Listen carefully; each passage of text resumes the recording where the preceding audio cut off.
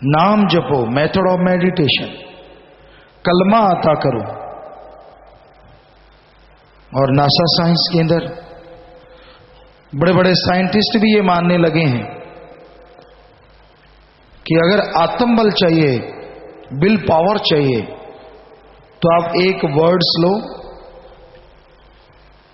और continue method of meditation, ध्यान की विधि में लगातार बैठो, यानी वो शब्द लेके उसका लगातार जाप करो। हिंदू, इस्लाम, सिख और ईसाई धर्म की थ्योरी भी यही है कि आप एक शब्द, जिसे हिंदू धर्म में गुरु मंत्र, नाम दीक्षा, सिख धर्म में नाम शब्द, इस्लाम धर्म में कलमा और इंग्लिश फकीर method of meditation, the gods words, तो उन शब्दों का अभ्यास करना है। आज से हजारों साल पहले ये लिखा जा चुका है। तो बताइए, धर्म बड़ा या विज्ञान? विज्ञान ने अभी कहा है कि एक शब्द लो, उस पे अभ्यास करो, ध्यान में बैठो तो आत्मविश्वास बढ़ेगा, जबकि हमारे वेद शास्त्रों में हजारों साल पहले यही लिखा है कि वो गुरुमंत्र लो, उसका जाप करो तो जीते जी गम चिंता परेशानियों से मुक्ति और मरने के बाद जन्म मरण से मुक्ति। हम विज्ञान को पढ़ते रहे, नॉन मेडिकल के स्टूडेंट रहे, विज्ञान को मानते हैं, लेकिन ये नहीं मानते कि विज्ञान भगवान है। वो एक रिसर्च का सेंटर है, आदमी के अंदर उठने वाली जिज्ञासा या आवश्यकता को पूरी करने वाली एक थ्योरी है। लेकिन धर्म महाविज्ञान है या सब कुछ है, क्योंकि धर्म ने, भगवान के नाम ने सिखाया आदमी ने कपड़े कैसे पहनना है, रहना कैसे है, बोलना कैसे है, सोना कब, जागना कब है, ये सब धर्म ने सिखाया। अगर ये ना सीखा होता तो क्या विज्ञान में रिसर्च कर पाता? तो बेसिकली भगवान की भक्ति से ही आदमी आदमी बना है। फिर उसके अंदर जिज्ञासा आई, आवश्यकता आई, उसके अकॉर्डिंग वो रिसर्च करता रहा और रिसर्च का नाम पड़ा साइंस या विज्ञान। तो विज्ञान तो बेचारी अब मानने लगी है, धर्म में जो रिसर्च हुई है वो कहने सुनने से परे है। विज्ञान ने तो ये बताया है सबसे तेज गति प्रकाश की है, पर अभी विज्ञान मान जाएगी, देखना, अगर सर्च करेगी कि सबसे तेज गति तो मन की है। यहां तक विज्ञान थोड़ा बहुत सोच सकती है, लेकिन वो कभी नहीं पकड़ सकती कि इन सबसे बढ़ के अरबों गुना तेज गति आत्मा की है।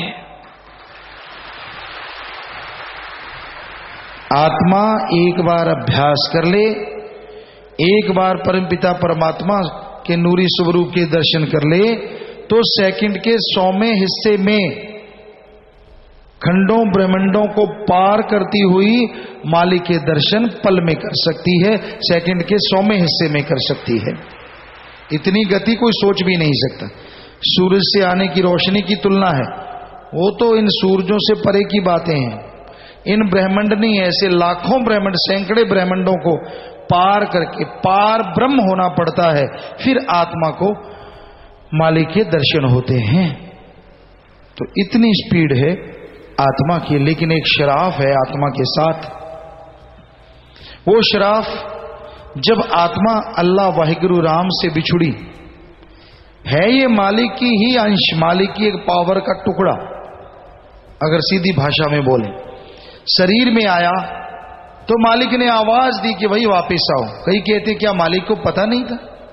सब पता होता है मालिक को, पर उसने फिर भी ये कमी नहीं छोड़ी, कल को आप जैसा कोई सवाल ना कर दे कि मालिक ने फिर आत्माएं भेजी क्यों। अगर उसने बाद में बुलाना था तो भेजी क्यों? भेजी तो उसने फौरन आवाज भी लगा दी, आ जाओ वापस, आपने सुनी क्यों नहीं? तो कोई जवाब नहीं, हमें तो याद ही नहीं। हो गया ना काम तमाम। याद करवा देते हैं, सुमरन करो, याद आ जाएगा कैसी आवाज आई थी। उसको फिर से सुन लो। चलो पहले वाला याद नहीं, छोड़ो। अब तो आप सही सलामत हैं, आपको समझ है। मेथड ऑफ मेडिटेशन, गुरु मंत्र, कलमा, नाम का जाप करो और आपके अंदर अब भी वो आवाज चल रही कि आ बेटा वापिस आजा आत्मा को, उसको पकड़ लो, जन्म मरण से आजाद हो जाओ और मालिक के नूरी स्वरूप से माला माल हो जाओ। और जब आदमी के अंदर आत्मविश्वास आता है ना, वो निर्भय हो जाता है, कोई डर नहीं रहता, निर्वैर, किसी से वैर नहीं रहता, सब उसके दोस्त मित्र बन जाते हैं, सबसे निस्वार्थ भावना से प्यार करता है।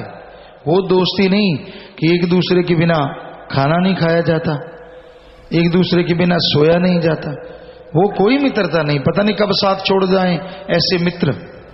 सच्चा साथी बनाना है तो अल्लाह वाहिगुरु राम को बनाओ, जो एक बार आपका हो गया तो दोनों जहां में कभी आपका हाथ नहीं छोड़ेगा। हर दुख में, हर परेशानी में वो आपका साथ देगा। पर उसे अपना साथी बनाए कैसे? गुरु मंत्र, नाम, कलमा, उस शब्द का अभ्यास करो। उस शब्द के द्वारा ही इंसान मालिक को पा सकता है, आवागमन से आजाद हो सकता है और वह तमाम खुशियां हासिल कर सकता है जिसकी कभी कल्पना भी नहीं की होती।